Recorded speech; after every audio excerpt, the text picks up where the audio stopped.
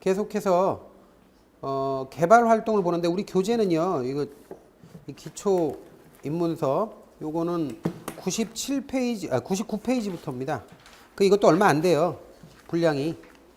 그래서 제가 이게 분량이 별로 안 돼서 그리고 또 너무 요 부분은 그 중간중간에 막 턱턱 붙여가지고 가위로 잘라서 불로 붙여가지고 좀 일관성이 좀 없어요. 그래서 제가 이것도 나중에 교재는 확인시켜 드리고 그 다음에 그냥 제가 판서 노트로 하겠습니다. 자, 일단 부동산 개발이 뭔가 하는 거를 봐야 되는데요. 이 부동산 개발이라는 거는 그냥 공사하는 것으로만 생각하시면 안 돼요. 그냥 무슨 그냥 개발한다 그러면 무슨 뭐 건축하는 것만 생각하시면 안 돼요. 개발이라는 건 인간에게 필요한 공간이 어떤 거고 그 공간을 그걸 생각을 해서 기획을 해서 공간을 만든 다음에 그걸 최종적으로 소비자에게 필요한 사람에게 전달하는 과정을 전부 다 개발이라고 합니다. 그래서 개발은 물론 토지를 개량하는 작업을 거칩니다. 근데 개량에는 조성에 의한 개량도 있고 건축에 의한 개량도 있어요. 근데 이건 시험에 안 나와요. 조성이 뭐고 건축이 뭐고 하는 거는 뭐 토목기사나 건축기사가 공부하는 거지 우리하고는 상관이 없어요. 그래서 어쨌든 개량을 하는데 개량은 또 여러분들 뭐 공법 같은 거 배우시면 개량하는 방법은 뭐 재개발이 있고 재건축이 있고 뭐 이런 거 있잖아요. 도시환경 정비사업 뭐 주거환경 개선사업 이런 거 있는데 그런 거하고도 상관이 없어요. 부동산학개론에서 말하는 개량이라는 건 그냥 토지를 개량하는데 건축이나 조성을 통해서 개량하더라. 이렇게 알면 돼요. 그래서 개발이라고 하는 건 저 아이디어서부터 시작해서 끝까지 마케팅 과정까지 다 일관해서 얘기하는 겁니다. 이때 마케팅이라고 하면 되게 부동산 공간을 만든 거니까 그 공간을 매도 또는 쪼개서 팔면 분양이라고 그래요. 매도는 전체를 다 파는 거고 아파트 같은 거는 전체를 다 팔 수가 없죠. 그래서 이걸 구획해가지고 쪼개가지고 구분 소유권으로 해가지고 이렇게 해가지고 팝니다. 그러면 이거를 분양이라고 하죠. 쪼개서 파는 걸. 그래서 매도하거나 임대하는 그런 과정 전체를 우리는 부동산 개발이라고 합니다. 그러니까 여기서부터 여기까지 다 개발이다 이거죠. 자, 이렇게 알아놓고 그럼 우리가 개발이라고 하는 게 그렇게 쉬운 게 아니에요. 굉장히 인간에게 필요한 공간이라고 하는 게 생각보다 많습니다. 그래서 개발이라고 하면 인간에게 필요한 공간이라고 하면 공업지역, 주거지역, 공공센터, 위락지역 이런 게 다 있단 말이죠. 그러면 이런 것들이 돌아가기 위해서는 기반시설이라는 게 있어야 돼요. 기반시설은 도로망, 교통수단이라든지 공공기반시설, 통신 이런 것들이 다 돼 있어야 돼요. 그러니까 우리가 그냥 땅만 하나 있으면 집을 다 지을 것 같은데 저 푸른 초원의 그림 같은 집을 못 짓습니다. 왜냐하면 거기 상수도, 하수도, 가스, 뭐 전력 이런 거 안 들어오잖아요. 그러니까 이런 게 다 돼 있어야 돼. 치안, 방범 다 돼 있어야 돼. 인터넷까지 다 싹 다 돼 있어야지 그게 사람이 살 수 있지. 그냥 맨 땅에는 못 사는 거예요. 그래서 이런 거 하고 그다음에 여기서 또 우리가 이제 공업지역 각각 지역마다 용도에 따라서 주된 시설이 있는 거고 이 시설에 따라서 여러 가지 그 용도의 개별적인 건축이나 조성 할 수 있는 대상들이 존재한다는 거죠. 뭐 광업, 뭐 제조업, 철도, 그다음에 단독주택, 연립주택, 복합주택, 뭐 도소매업 업종 다 들어가야 돼요. 그래야지 인간이 원활하게 생활할 수 있어요. 이런 공간 안에서. 그래서 이런 것들을 다 기획하고 여기에 필요한 공간이 뭐냐, 여기서 부족한 공간이 뭔가를 아이디어를 짜가지고 그걸 실제로 공간으로 만드는 업이 개발업이에요. 그래서 개발업이 그렇게 단순한 게 아닙니다. 그러니까 개발이라고 하는 것이 이렇게 개인적 차원에서도 개발이 있는 거지만 국가적 차원에서도 개발에 대한 계획이 있어야 돼요. 그게 이제 우리나라 국가계획 21세기 국토축 종합개발인데 이게 여기 이렇게 뭐 이렇게 이게 횡으로는 크게 간선이 4개가 가고 종으로는 크게 2개가 올라가는 거예요. 근데 신의주 거쳐가지고 서울에서 그래서 이건 중국 러시아 벨트, 중국 벨트로 해가지고 TCR이라고 있어요. 중국 대륙 철도라고 TCR. 근데 이쪽으로 이렇게 가면 저 블라디보스톡으로 올라가서 모스크바로 연결된 TSR이라는 게 있어요. 시베리아 횡단 철도라고.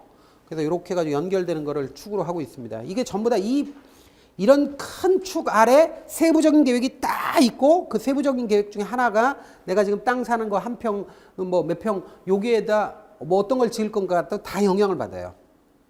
그래서 개발이라고 하는 게 이렇게 큰 국가적 차원에서 또는 그 세계적 차원에서도 있는 거고 그 다음에 개인적인 차원에서도 존재하는 겁니다. 그래서 개발을 우리가 그런 의미로 생각을 해야 되고요. 자, 그 다음에 자, 개발 과정은요. 이게 나온 적이 있어요. 거의 똑같이 해가지고 나온 적이 있어요. 순서를 6개를 뽑아가지고 부동산 개발의 과정으로서 순서대로 잘 나열된 것은 해가지고 2번인가 거의 비슷하게 나왔어요. 그래서 이건 암기해야 됩니다. 나중에. 암기하는데 첫 번째가 아이디어 단계예요. 우리가 조금 전에 우리가 봤지만 조금 전에 봤지만 기획 단계 이게 아이디어 단계예요. 아이디어 단계부터 개발이 시작되는 거예요. 그냥 막 하는 게 아니라. 그래서 아이디어 이 동네에 어떤 공간이 필요한가라는 아이디어부터 시작해서 그다음에 타당성 분석을 해야 되는데 이때 예비적 타당성 분석이라는 걸 하는데 예비적 타당성 분석이라는 거는 지금 내가 땅도 없고 아무것도 없는 상태에서 이런 사업을 하면 좋겠다라는 거 그런 아이디어예요. 아이디어를 그냥 한번 종이에다 써보는 수준이에요. 그래서 이 들어가는 비용하고 나올 수 있는 수익 같은 걸 대충 계산하는 거예요. 이 정밀하게 계산이 안 돼요. 예비적 타당성 분석은. 그래서 예비적으로 타당성 분석을 한 다음에 사업계획서를 세우는 거죠. 그 다음에 땅을 이제 모색하고 확보하는 단계예요. 땅을 이렇게 사들이는 단계다 이렇게 보시면 돼요. 자, 그 다음에 이제 타당성 분석 단계인데 요게 시험에 나와요. 요런 게. 타당성 분석 단계인데 타당성 분석은 법적인 타당성 분석하고 경제적 타당성 분석하고 기술적 또는 물리적 타당성 분석을 하는데 우리가 법경기라고 하는 게 복합 개념 아니에요? 그래서 법경기로 타당성 분석하는데 주로 시험에 나오는 거는 요게 나오죠. 경제적 측면의 타당성 분석. 그래서 이 경제적 측면의 타당성 분석을 우리가 나눠서 좀 이따 할 겁니다. 그 다음에 이제 요 타당성 분석이 끝나면 돈을 끌어들여야죠. 그래서 펀딩하는 단계예요. 금융 단계. 그 다음에 건설하는 단계. 그리고 마케팅 단계. 근데 마케팅이 순서상으로 맨 뒤에 있죠. 이건 배열하는 과정에서 순서가 맨 뒤로 밀린 것 뿐이고 사실 마케팅은요. 개발하는 단계 초기에서부터 해야 돼요. 개발 초기부터 해야 돼요. 어느 큰 개발 사업이 건물 다 지어놓고 입주자 모집합니까? 그러니까 건물 짓기 전에 벌써 개발 사업 초기에 벌써 전단지 돌리고 난리가 납니다. 그리고 건물 골조 올라가는데 상업용 건물이라 하더라도 골조 올라가는데 프랑카드 내걸어요. 3층에 병원 입점 확정, 뭐 10층에 무슨 뭐 영화관 입점 확정, 뭐 이렇게 광고를 한다고. 그러니까 그게 우리가 지금 3층에 병원이 들어오고 뭐 꼭대기층에 무슨 영화관이 들어오니까 너희들도 빨리 와 이런 거예요. 그러니까 이게 개발 초기부터 해야 된다. 마케팅은 순서로 여기에다 배열을 해놨지만 실제로는 개발 초기부터 해야 된다. 그러면 초기 단계 마케팅, 초기에 하는 마케팅의 핵심이 뭐냐? 이게 조그만 무슨 한 평짜리 뭐 액세서리 코너 점주 모집하고 이런 게 아니고 이 건물 전체, 이 개발 사업 전체의 영향을 줄 수 있는 아주 중요한 임차자를, 중요한 굵직한 임차자를 사전에 확보하는 게 중요해요. 영화관을 유치한다든지 은행을 유치한다든지 이런 것들을 해야 된다고. 그런 사람들을 중요 임차자라고 그래요. 중요 임차자는 키 테넌트라고 하는데 중요 임차자는 뭐냐면 다른 임차자들에게 혜택을 주는 임차자예요. 여러분들 은행이 있어봐요. 은행이 있으면 은행의 덕을 보는 그런 다른 임차인들이 거기 입주해요. 그 건물에. 영화관이 들어봐요. 영화관이 들어오면 오락실이나 꽃집이나 선물 코너나 이런 것들이 들어옵니다. 이런 것들이 영화관 덕을 보려고 들어오죠. 이때 다른 임차자에게 혜택을 주는 이런 임차인을 중요 임차인이라고 그래요. 그래서 중요 임차인은 대개 보면 영화관이나 뭐 은행이나 이런 건데 영화관, 은행, 고급 제과점 이런 거는 특히 영화관이나 은행은 특유한 시설이 필요해요. 영화관도 시설이 있어야 되죠. 독특하게 장치를 막 하고 수리도 해야 되고 영화관이 입점된다면 아예 그 영화관이 쾌적하게 나올 수 있도록 그렇게 아예 건축부터 해야 돼요. 들어갈 때부터. 은행도 마찬가지예요. 큰 금고 같은 거 옛날에 있었단 말이에요. 요즘에 은행 금고가 별로 없지만.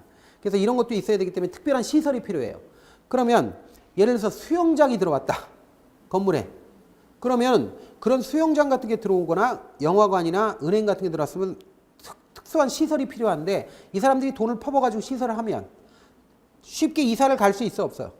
없죠. 쉽게 이사를 못 가죠. 그러면 건물주 입장에서는 이사도 잘 못 가잖아요. 그러니까 계속해서 안정적인 임대료를 확보할 수 있단 말이죠. 한번 닷을 내리면 딴 데로 이사를 못 가는 이런 임차인들은 되게 중요 임차인이에요. 이런 임차인들을 특별히 정박 임차자라고 해요. 정박은 앵커 테넌트라고 해요. 앵커 테넌트. 저 앵커가 뭔지 아시죠? 앵커. 이렇게 해가지고 닷을 내리잖아요. 배에서. 닷을 내리잖아요. 파도에 휩쓸려가지 않게 배가. 땅에다가 물속에다 닷을 내리는데 닷을 내린 것 같이 딴 데로 이동을 못하는 임차자를 정박 임차자라고 그래. 정박 임차자. 근데 되게 중요 임차자가 정박 임차자예요. 개념은 다르지만 은행이나 영화관 같은 데가 중요 임차자이면서 정박 임차자죠. 그래서 이런 임차인들 사전에 확보하는 게 굉장히 중요하다. 초기 단계 마케팅에서의 핵심이다라는 거예요. 이런 큰 임차인만 확보하면 나머지 임차인들은 되게 들어옵니다. 자, 그래서 중요 임차자 사전 확보가 중요하다 하는 거 알아놓고요. 자, 그 다음에 이제 우리가 개발할 때 재개발이라는 게 있어요. 재개발 개념. 그래서 재개발의 어떤 유형이 있는데, 재개발 유형은 수복 재개발, 개량 재개발, 보전 재개발, 철거 재개발 4개인데 가끔가다 시험에 나와요. 그래서 요거는 여러분들이 나중에 우리가 살펴보면 되는 겁니다. 재개발을 분류하는 것도 공법에서 분류하는 거하고 달라요.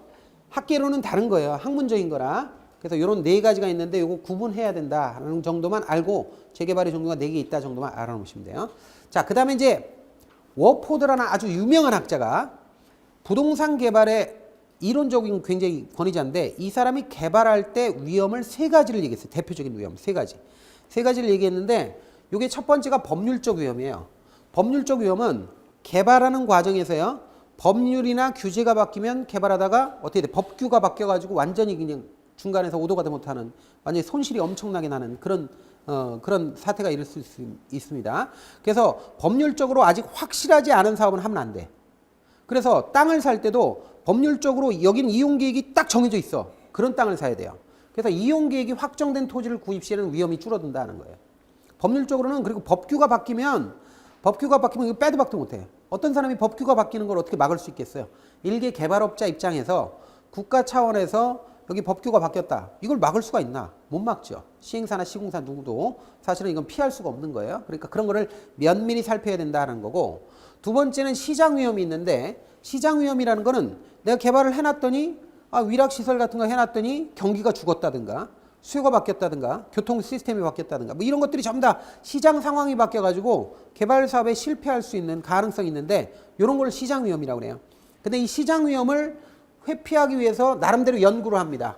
그게 이제 시장성 연구나 흡수율 분석 같은 걸 통해서 시장 위험을 어떻게 하면 최소화할 수 있는가를 연구하는 거예요. 요 정도 알아놓으시면 되고, 그 다음에 이제 비용 위험이 있어요. 비용 위험은 공사를 하다 보면요, 처음에는 공사비를 한 100억 정도 예상했는데 중간에 시멘트 폭등, 뭐 레미콘 폭등 막 이렇게 할 수 있다고, 목재 가격 폭등, 막 인건비 막 오르고 이렇게 해가지고 중간에 비용을 감당 못해서 중간에 부도나는 경우가 허다하단 말이에요. 그래서 이런 위험 때문에, 이런 위험을 비용 위험이라고 그래요.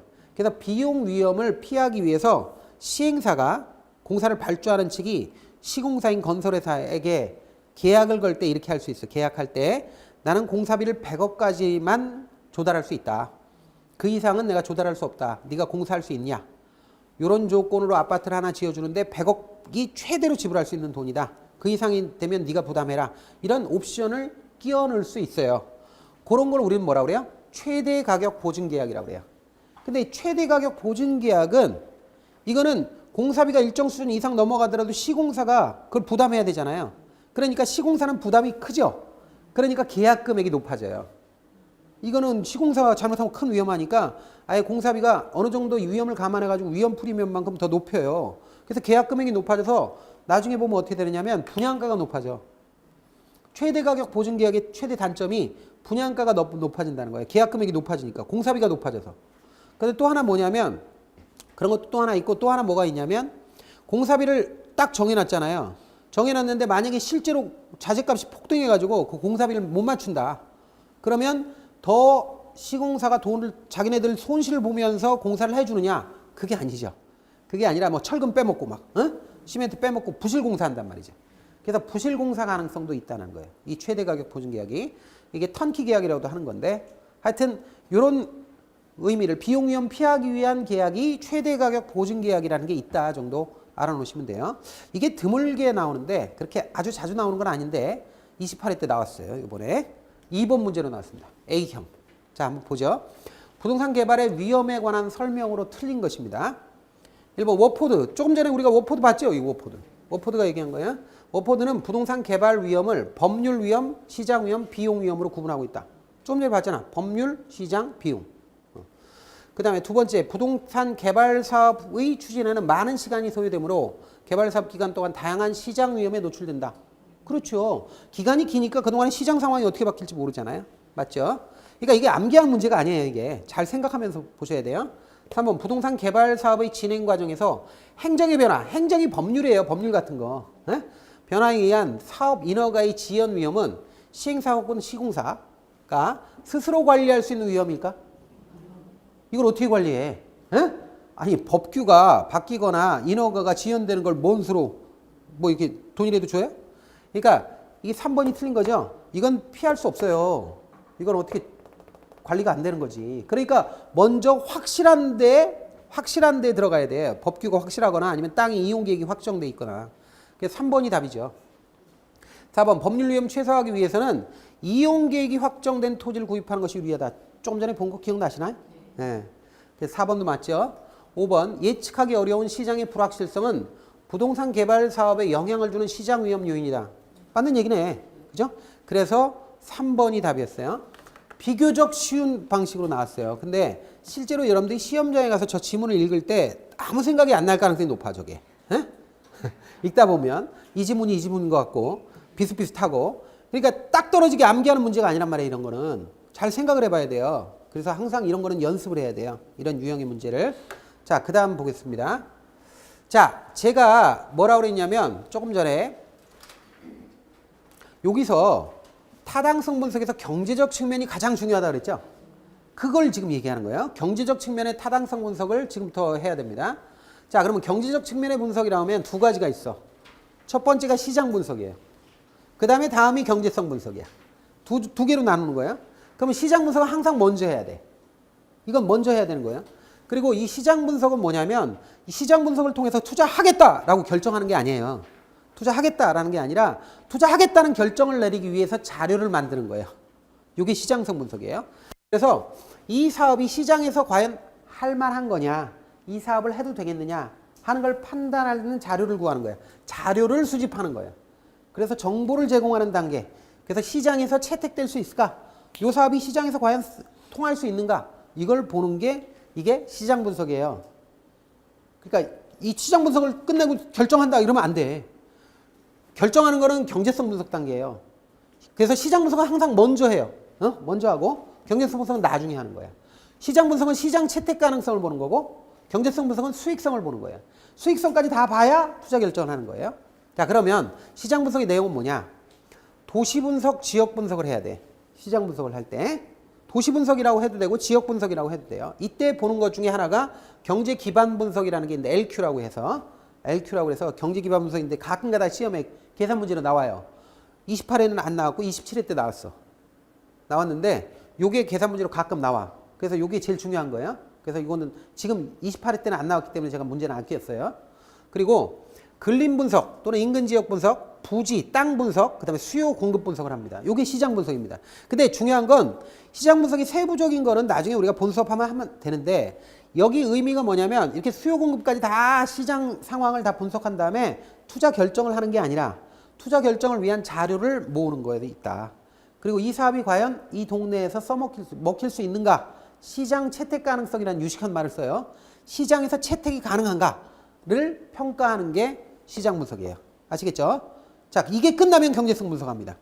경제성 분석이라고 하는 건 수익성을 보는 거예요. 그래서 이 사업이 이제 시장 분석을 통해서 자료가 나오면 그 자료를 가지고 이 사업을 하는데 비용이 얼마가 들어가는지 추계합니다. 여기서 추계라는 말 하죠. 추계라는 말은 확정적인 게 아니에요. 추계는 추정해서 계산한다는 뜻이야. 추계란 말이 추정한다는 거예요. 추정한다. 추계라는 말을 쓴다고요? 추정해서 계산한다. 네? 추계란 말이 나오면 확정된 게 아니라는 거 알아놓으셔야 돼요. 그러니까 비용을 추계해요. 비용은 둘로 나눠서 추계합니다. 땅값하고 계량물. 그거 이외에 땅 이외에 다른 거, 건물 같은 거 이런 것들이 얼마나 들어가야 되는가 하는 거하고 수익을 추계합니다. 수익은 세전현금 수지라고 그래요. BT, Before Tax Cash Flow라고 그래서 이게 세전현금 수지예요. 그 다음에 세후현금 수지 둘로 쪼개서 추계합니다. 두 개 다 추계합니다.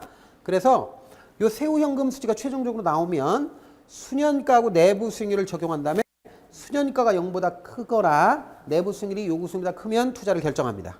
에?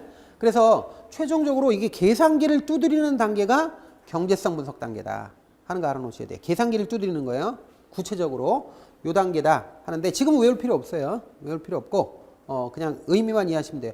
이쪽은 그리고 또 이렇게 많이 나오는 건 아니에요. 근데 개념은 이 순서를 다 외워야 가지고 뭐 나오고 이런 건 아니에요. 아니고 의미를 알아야 돼요. 그래서 수년가나 내부 수익률 같은 투자 결정 기법을 이용해서 투자를 할까 말까를 결정하는 거예요.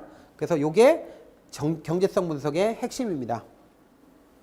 그래서 그 그림을 알아놓으셨죠? 경제적 측면의 타당성 분석은 크게 시장 분석이 있고 경제성 분석이 있는데, 시장 분석은 도시 지역 분석, 임금 분석, 부지 분석, 수요 분석, 공급 분석을 하는 거고, 그다음에 지역 분석에서 세부적으로 경제 기반 분석 같은 거 나와야 뒤에도 할 거예요.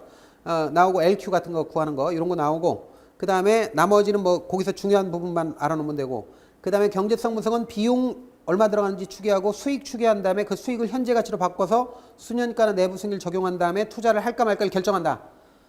그래서 투자 결정하는 단계는 시장 분석 단계가 아니라 경제성 분석 이후다 하는 거 알아놓으셔야 돼요.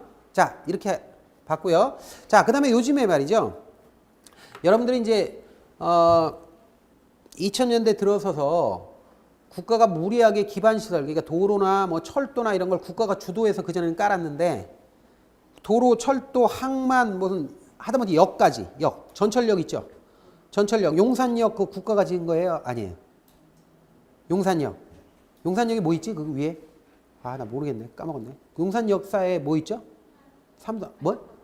아이파크인가? 하여튼 거기서 지어준 거야. 수원은? 수원역. 그 애경백화점에서 지은 거예요. 그래서 그 위에다가 백화점 한 거예요. 응? 그러니까 민자 역사라고 그게. 그 다음에 영등포역도 그래요. 영등포역도 롯데백화점 하고 같이 쓰고 있죠. 그 민자 역사예요.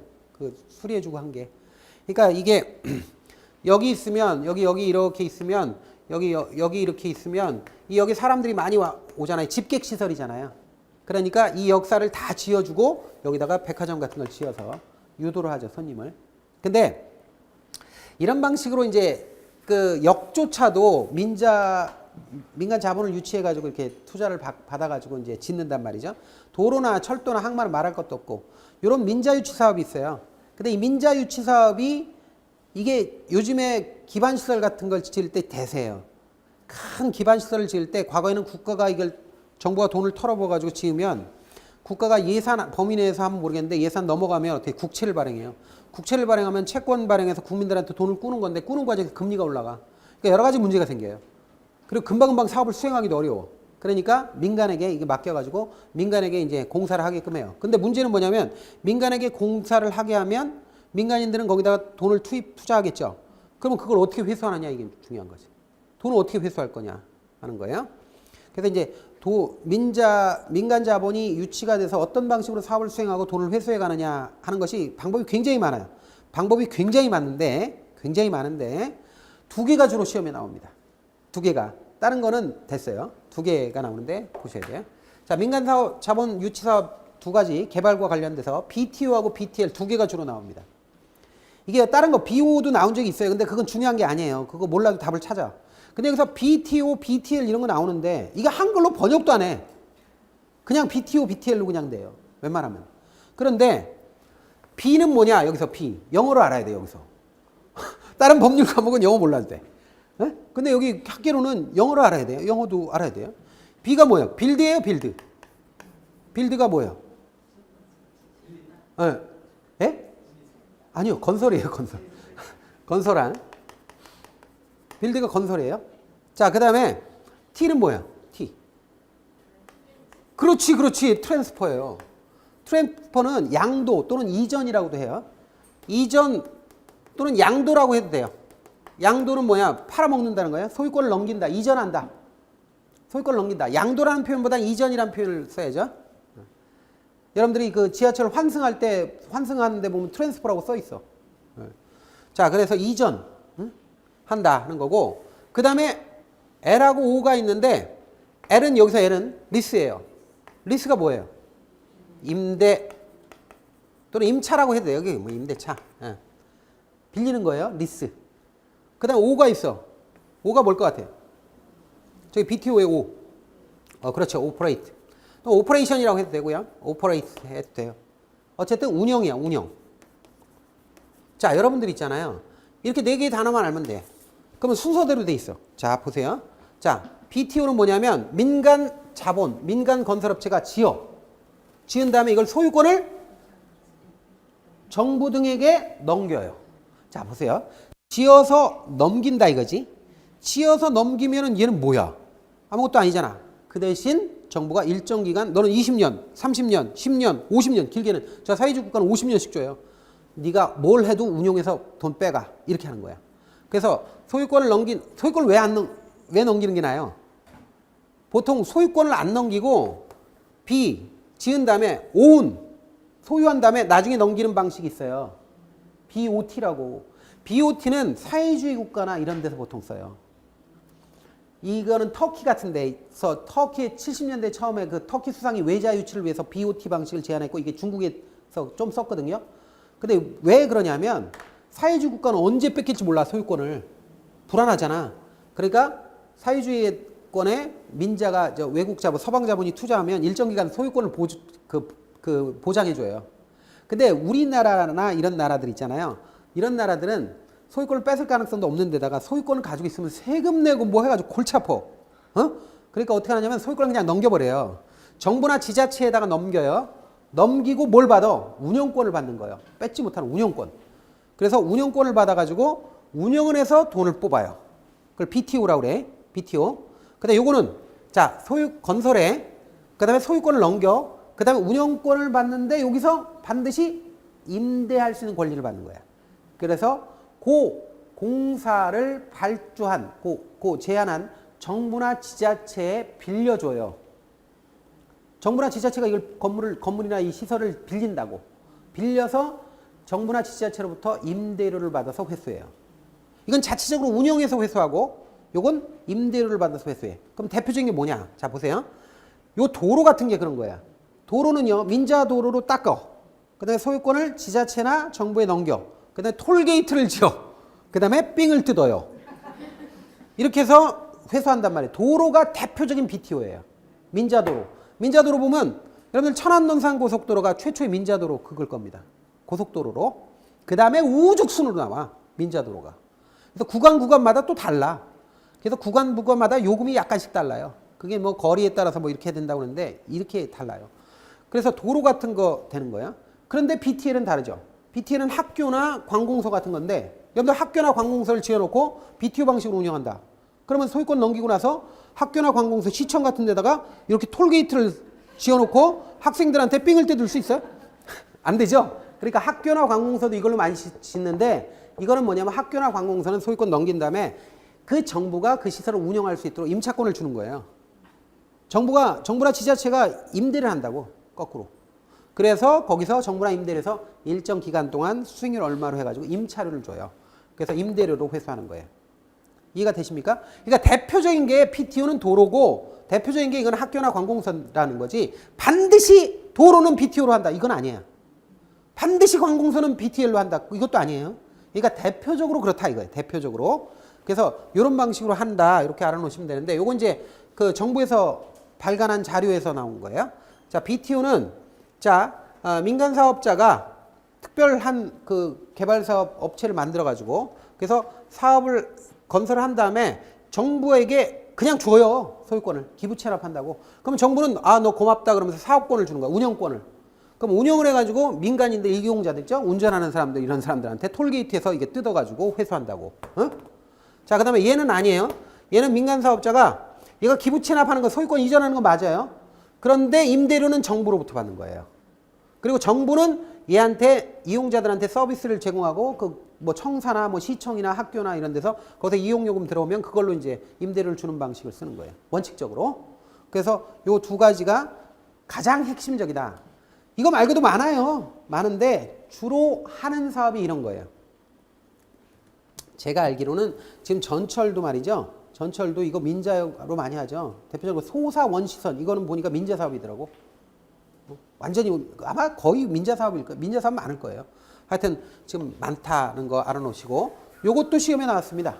이번에 24번으로 나왔어요. 자 보세요. 다음에 설명하는 사회 기반 시설에 대한 민간 투자 방식을 보기 위해서 올바르게 고른 것. 자 기억. 사회 기반 시설 준공과 동시에 해당 시설의 소유권이 국가 또는 지방자치단체에 귀속된다 그랬죠. 준공은 빌드죠. B. 귀속되는 건 이전하는 거죠. T. 여기까지 나오지. B, T. 여기까지 나오는데 사업 시행자에게 일정 기간의 시설 관리 운영권을 인정하되 그 시설을 국가 끝까지 봐야 돼. 끝까지. O라고 나오면 안 돼. 끝까지 봐야 돼. 국가 또는 지방자치단체 등이 협약에서 정한 기간 동안 임차하여 사용한다. 조선말은 끝까지 읽어야 돼. 그래서 임차하여 운영권을 인정하여 돈 뜯을 수 있는 권리를. 근데 결론적으로는 누가 고객이야? 정부나 지자체가 지가 고객을 한다고. 임차하여 사용 수익하는 방식이다. BTL이죠?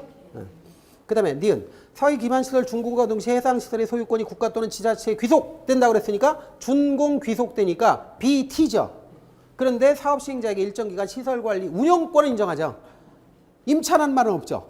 그럼 BTO죠. 그러면 여기 BTL이 여기 있고, 그죠? BTO가 여기 있죠. 라마지. 기억 니은은 라마지. 라마. 4번이 답이죠. 그러면 나머지 없느냐? 있죠. 여기 BOT도 있고, 그 다음에 BLT도 있고, 그 다음에 뭐 BTOT도 있고, 뭐 다양해요. BO도 있고 그래요. 되게 많아요.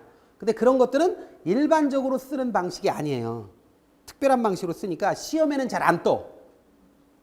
어쩌다 뜨는 경우도 있긴 있는데 거의 그거는 그거 몰라도 딴 걸로 어떻게 추정해서 풀 수 있어요. 근데 가장 중요한 게 사실은 BTL, BTO예요. BTL, BTO고 어쩌다가 BOT가 언급될 수도 있어요. 근데 우리나라에서는 별로 안 해요. BOT를. 그래서 그런 거를 좀 생각해 놓으시면 되죠. 그래서 이게 민자 유치 사업 방식이다. 민간 자본을 유치해서 사업하는 방식으로 두 가지를 꼭 알아야 되는데 이것도 개발과 관련되는 거니까 그거 알아놓으셔야 되는 거예요. 그리고 계속 출제될 수 있어요. 이거 이런 거는 계속해서 출제될 수 있는 거니까 보는데 여러분들 또 이걸 기계적으로 외워가지고 이거는 도로에만 쓰고 이건 학교 관공서만 쓰고 이러면 안 돼. 그러니까 다양하게 할 수 있어요. 계약 조건을 어떻게 붙이느냐에 따라서. 그러니까 대표적으로 그렇게 한다는 얘기지 반드시 이렇게 한다는 건 아니에요. 자, 요번에 여러분들 있잖아요. 다시 이제 까먹었으니까 다시 앞으로 돌아가서 여기서 LQ란 말 나왔어. LQ란 말이 나오는데 이게 로케이션 컨텐츠인가 뭐 하여튼 그래요. 근데 LQ가 경제 기반 승소라는 거예요. 이게. 근데 요거를 일단은 지금부터 다 하려고 생각하지 말고 기억을 해 놓으세요. 이 도시가 뭐 해 먹고 사는 도시인가를 거기서 무슨 산업이 주된 산업인가를 측정할 때 쓰는 거예요. 그러면 요거를 지금 요 개념이 LQ라는 게 나왔잖아요. 입지계수라고도 그러고. 자, 경제기반 승수라는 거는 뭐 좀 따로 있지만 LQ라는 게 있단 말이에요. 입지계수라는 게. 요게 계산 문제로 작년에 나왔어. 작년에 나왔는데 요거는 다른 거 생각하지 마시고 요게 계산 문제로 나오면 번분수를 계산해야 돼. 번분수를 계산해야 돼. 그럼 여기서 하나 집어넣고 갈게요. 자, 지금 번분수가 어떤 거냐면 번잡하다 그래서 번분수야. 그럼 분수가 보통 이렇게 돼 있잖아. 그런데 이건 한 번 더 있어. 이렇게. 그래서 어떻게 돼? A분의 B 분의 C분의 D 이렇게 있단 말이죠. 그러면 이런 분수 형태로 돼가지고 계산을 해야 돼요. 그럼 여러분들은 요거 나온 것처럼 요게 안에 거는 뭐야? 요렇게 묶어서 곱해. 그래서 요게 분모가 돼. 요렇게 바깥에 걸 곱해요. 그래서 이게 분자가 되는 거예요. 이거 연습을 해야 돼요. 그래서 B 곱하기 C 분의 A 곱하기 D가 이렇게 된다. 형태가. 이거를 의심하지 마셔. 그냥 믿어요. 믿으세요. 이거 왜 그런지 알죠? 자, 그러니까 여기가 C분의 D 나누기, 이게 분수는 나누기야. 분수가 나누기라는 거 아시죠? 그 다음에 A분의 B잖아요. 이런 형태 되잖아요. 그럼 이게 나누기로 하면 힘들잖아요. 연산할 때 획 뒤집어야지. 획 뒤집으면 곱하기로 바뀌어. 그래서 어떻게 되냐? C분의 D 곱하기 B분의 A 형태가 된다고. 그럼 얘 이렇게 곱하는 거 아니야? 그래서 BC 곱하기 분의 AD 이렇게 되는 거지, 형태가. 그래서 이거 뭐야? BC 곱하기 분모 AD 곱하면 분자가 된다고. 이렇게 된다. 그러니까 이걸 기계적으로 알아놓으셔야 돼요. 이걸 믿지 못하면 안 돼. 이렇게 해서 나중에 우리가 문제를 풀 거예요. 제가 문제는 안 가져왔어요. 여기다 안 끼워놨어. 근데 나중에 이런 문제가 나와요. 그러면 이게 꽤 나왔어요. 몇 번. 그러니까 이거 연습을 해야 돼요. 그래서 입지계수가 나오면 계산 문제로 잘 나온다 하는 걸 생각하면서 대비를 하셔야 돼. 재밌어요. 문제 풀면. 자, 그다음에 경제기반 승수가 있는데 경제기반 승수는 지금 몰라도 돼요. 자, 이렇게 알아놓으시면 되겠고. 자, 그다음에 유효 활용 방식. 이제부터 부동산 개발을 할 때 땅을 어떻게 잘 개발하느냐와 관련되는 용어예요. 그럼 지금부터는 이건 뭐 다 할 필요는 없습니다. 다 할 필요는 없고, 다 할 필요는 없고, 여러분들 중요한 부분만, 핵심적인 내용만 한번 말씀드릴게요.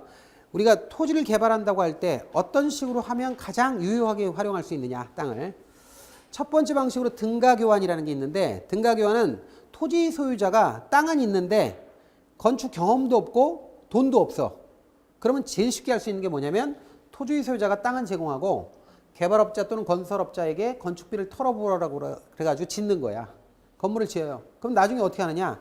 자기가 제공한 토지 가격하고 건축비 얼마나 들어갔나를 계산한 다음에 그 비율대로 나중에 나누는 거죠. 그래서 토지비하고 건축비 비율로 나누는데 요때 요 방식이 대표적인 방식인데 요거는 말이죠. 요건 말이죠. 요건 나중에 단점이 뭐냐면 서로 싸워요. 땅이 좋다. 땅이 더 많이 들어갔다. 아니다. 건축비가 더 많이 들어갔다. 이렇게 나중에 싸워요. 그래서 요게 단점이다. 이렇게 알아놓으시면 돼요. 자, 그래서 등가교환 방식이 있고 두 번째 방식이 신차지 방식이 있는데 우리나라에서는 신차지 방식이 거의 없어요. 제가 알기로는 없는데 일본에서 많이 이용한 거예요. 일본에 옛날에 도쿄가 땅값이 어마어마하게 비쌌거든요. 근데 도쿄가요. 도쿄 뭐 교토 뭐 이런 데도 마찬가지지만 거기 지주들이 꽤 있다고. 옛날부터 조상 대대로 살았던 지주들이 있는데 이 사람들이 이 땅을 활용할 줄 잘 몰라. 그러니까 어떻게 하냐면 보험회사가 특히나 이 도심지에 본사를 많이 지을 때 금융회사가 이 옛날에 그 할아버지들 잘 설득을 해가지고 그 땅을 우리 조상들 땅이니까 죽어도 못 판다 이런 사람들을 잘 꼬셔가지고 팔지 마시고 그러면 저희가 한 30년 40년만 이용할게요. 그래가지고 어떻게 하냐면 땅을 빌리는데 새로운 형태로 빌려요. 이걸 차지 방식인데 신차지 방식이라고 해요. 신차지 방식이라서 이때는 그 땅을 빌릴 때 옛날의 차지 방식은 땅 빌릴 때 엄청나게 큰 돈을 이렇게 팍 줬나 봐요. 이걸 권리금이라고 했나 봐요. 일본에서는. 그 우리나라하고는 별로 상관없어요. 근데 이 방식은 옛날의 차지 방식하고 다르게 계약 시에 땅을 이용하는 대가로 목돈으로 팍 주는 게 없어요. 그래서 계약 시에 권리금이 없고 단 기간 동안에 계속 이용하는 기간 동안에 고액의 임대료를 냅니다. 매달 또는 매년 엄청나게 임대료를 줘요. 그러다가 계약 기간이 20년, 30년 끝나잖아요. 건물 높은 거 지었잖아. 2, 3년, 20년 지났잖아요. 그럼 계약이 끝나면 토지는 당연히 공짜로 도로 돌려줘야지. 빌린 거니까. 근데 건물이 있는 건 어떻게 해? 부시고 줄 수 없죠? 요거는 그때 시가로 주인에게 땅 주인한테 팝니다. 그러면 땅 주인은 자기 소유권은 변하지 않죠. 변하지 않고 기간 동안에 임대료도 받으면서 그거 20년, 30년 지나면 자기 자식이 건물을 받을 수 있는 거예요. 그때 시세대로 물론 팔지만 어쨌든 요렇게 된다 하는 거예요. 요걸 신차지 방식이라고 그래요. 자, 근데 요걸 바꿔서 냈어요. 예? 토지는 무상반환하고 건물도 무상반환한다. 또는 토지는 시가양도하고 건물은 무상반환한다. 이런 식으로 바꿔서 냈다고. 예, 과거에. 그러니까 신차지 방식이 어떤 건가 개념만 알아놓으시면 돼요. 자, 사업수탁 방식이 있는데 사업수탁 방식은 자, 계속해서 개발은 토지 소유자 명의로 해요. 그리고 돈도 지원해요. 땅 주인이. 개발업자는 여기다가 기획하고 그다음에 건설하고 마케팅까지 다 도맡아서 하는 거예요. 대신 수수료 받습니다. 수수료 받는 거, 요게 사업수탁 방식이에요. 사업만 이렇게 떼어서 네가 좀 해줘 하는 거죠. 토지 소유자가 돈이 있을 때는 이렇게 해요. 근데 문제는 토지 소유자가 돈이 없어. 돈이 없다. 이렇게 하면 어떻게 되냐면 이 개발업자가 돈을 빌려줘요. 땅 주인한테 돈을 빌려줘. 빌려준 다음에 그 빌려준 돈을 가지고 건설을 한 다음에 나중에 건물이 다 완공되잖아요. 그러면 지가 운영을 해. 그러니까 땅을 개발을 할 때 얘가 돈을 빌려줬잖아요. 그러니까 얘가 개발업자의 그 입김이 세져요. 그래서 나중에 완공 후에 운영 형태가 다릅니다. 얘가 운영을 하기도 해요. 그러니까 이런 것들 둘 다 공통점이 뭐냐면 사실은 개발업자가 이 건물을 다 개발을 하잖아요. 개발하고 나면 이 토지 소유자가 잘 모르는 사람이 많거든요. 그러니까 개발업자에게 임대나 분양을 할 때 통째로 얘한테 싸게 넘겨요. 일괄 매도 또는 일괄 임대해요. 그러면 한꺼번에 개발업자가 100% 가격이다 그러면 90% 정도의 지가 다 그냥 임대를 해버려요.